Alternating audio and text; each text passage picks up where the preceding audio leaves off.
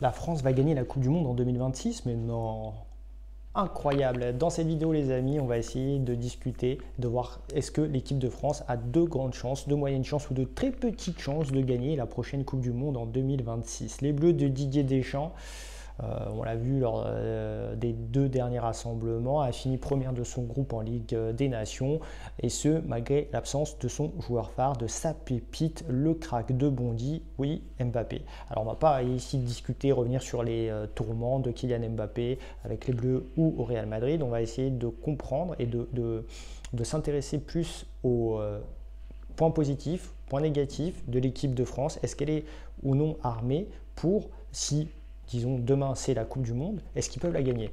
Est-ce qu'il y a d'autres nations qui sont plus fortes que l'équipe de France? Et on y reviendra justement sur ce point-là. Est-ce qu'il y a des nations qui sont vraiment plus fortes que l'équipe de France?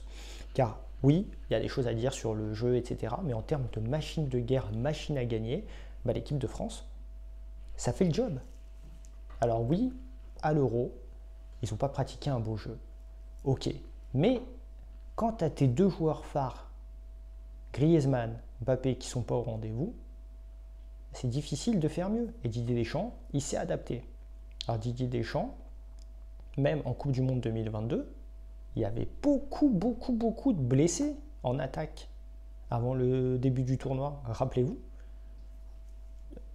Nkunku, Benzema, et malgré ça, alors que avant que la compétition commence, et quand on voyait tous ces blessés, on se disait l'équipe de France, ça va être chaud. Ils finissent en finale. Et ils ne perdent pas en finale. Ils perdent juste au penalty. Grande performance. Et à l'Euro, ils finissent quand même en demi-finale. Alors c'était franchement, ouais, des matchs pas beaux à voir, ce que vous voulez. Mais à la fin, c'est vrai que la victoire, c'est important. Et alors aujourd'hui, pour y revenir, quelles sont les sélections qui sont plus fortes que l'équipe de France? L'Espagne, ouais.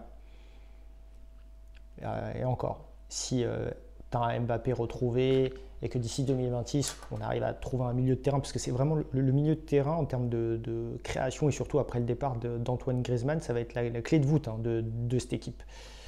Donc on a l'Espagne, le Brésil, non.